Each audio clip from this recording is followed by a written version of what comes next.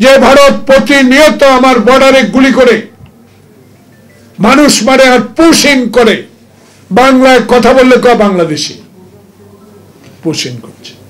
তা আপনি কিসের বন্ধু? কিসের বন্ধু আপনি? যদি বন্ধু হতেন আমার পদ্মা শুকিয়ে গেল কেন? যদি আপনি বন্ধু হতেন আমার ফারাক্কা বাদ কেন? যদি আপনি বন্ধু হন তিস্তায় কেন পানি নাই? যদি আপনি বন্ধু হন আপনার দেশে গণতন্ত্র থাকবে, আমার দেশে গণতন্ত্রকে আপনি হস্তক্ষেপ করবেন, এটা কি চলতে পারে? এটা চলতে পারে না। তা আমরা জানি ৭১ সালে যুদ্ধের পর সে ঘটনা দেখার সৌভাগ্য আমার হয়েছে। কোটি কোটি টাকার অস্ত্র লুট করে নিয়ে গেলেন, গার্মেন্টস ফ্যাক্টরির সমস্ত মেশিনারি নিয়ে গেলেন। তার বিরুদ্ধে কথা বললে মেজর জলিল যায় জেলে। যারা স্বাধীনতার যুদ্ধের সপক্ষের লোক দাবি করেছেন, তারা কোনোদিনও স্বাধীনতার সপক্ষে লোক ছিলেন না, কারণ তার পিতা তো স্বাধীনতার যুদ্ধ দেখে নাই। যিনি স্বাধীনতার সপক্ষে তার বাবাকে প্রতিষ্ঠিত করার জন্য গ্রাম থেকে পাড়া, পাড়া থেকে মহল্লা, মহল্লা থেকে উপজেলা, পৌরসভা, সদর, বিভাগ, কেন্দ্রে বাবা বাবা শেখ মুজিব সব। তার বাবা তো যুদ্ধে দেখে নাই, তার বাবা তো গণতন্ত্র হত্যা করছে।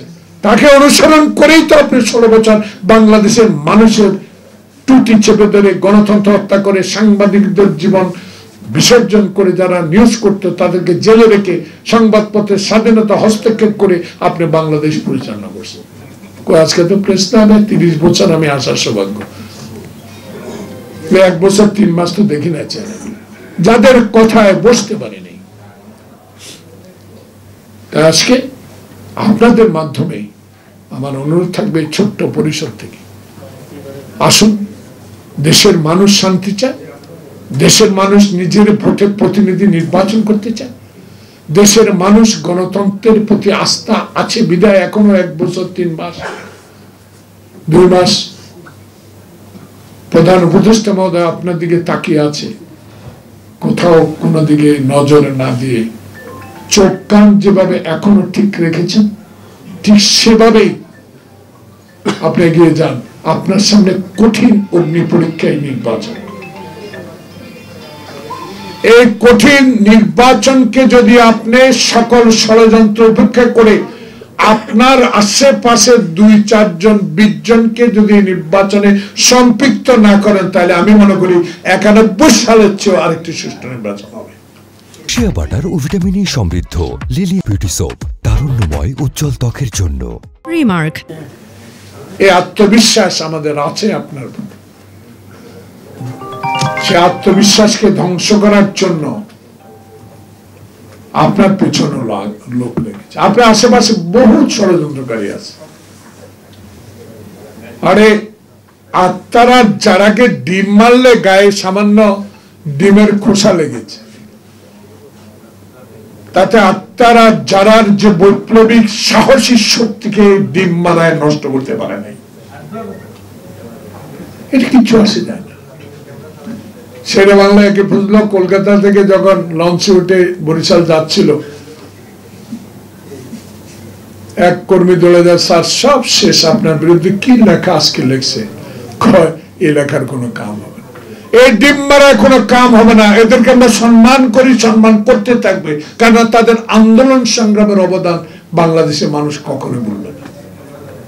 তাই আজকে আসুন, যারা বিভিন্ন রাজনৈতিক কৌশল হতে পারে, বিভিন্ন দাবি দাওয়া থাকতেই পারে, সেই দাবিগুলো নির্বাচিত সরকারের হাতে ছেড়ে দেন। সেই দাবিগুলো সংসদে পাশ করার জন্য সময় দেন। আল্লাহ পাক যদি যেই দলেই সুষ্ঠু করে এই দেশে সংসদে সংখ্যাগরিষ্ঠতা নিয়ে সরকার গঠন করবেন, তাদের প্রতিও মানুষের আস্থা থাকবে, কারণ হাসিনা তো এখন নাই। হাসিনার প্রেতাত্মারা দ্বারা দেখলাম 4 লক্ষ গুলি করেছে এক লোকে, মানে একটা বাহিনী। সেটা তো দেশে হবে না। সে দেশে হবে তার একটা মানুষ স্পষ্ট বলেছে, আমার ভোট আমি দেব, মৃত ব্যক্তির ভোট এই দেশে আর চাই না, গুন্ডার ভোট এই দেশে আর চাই না, এদেশে একটি ভোট হবে, যে ভোটে বিনা আটকা অর্থাৎ কি বলবো, বিনা বাধায় নির্বাচন কেন্দ্রে গিয়ে আমার ভোট আমি দিতে পারবো। নির্বাচন কমিশন আপনি আজকে আনি পত্রিকা, অনেকগুলো পত্রিকা পুলিশ আনালে ভালো লাগছে। এই দৃঢ় বিশ্বাস, প্রত্যয়, সাহস যদি আপনাদের থাকে, অতীতে নির্বাচন কমিশনের গণভবনের নির্দেশে দিনের ভোট রাতে করছে, সেটা আপনি করতে পারবেন না। আজকের কথাগুলোতে আমার মনে হলো এই সাহসের জন্য এই আপনাকে অনেক ধন্যবাদ জানাই, এবং আপনি সাহসতার সহিত নির্বাচনটা পরিচালনা করবেন। শেষ দুটি কথা বলি, শেষ করতে যা, আসুন না, দেশের জনতার যে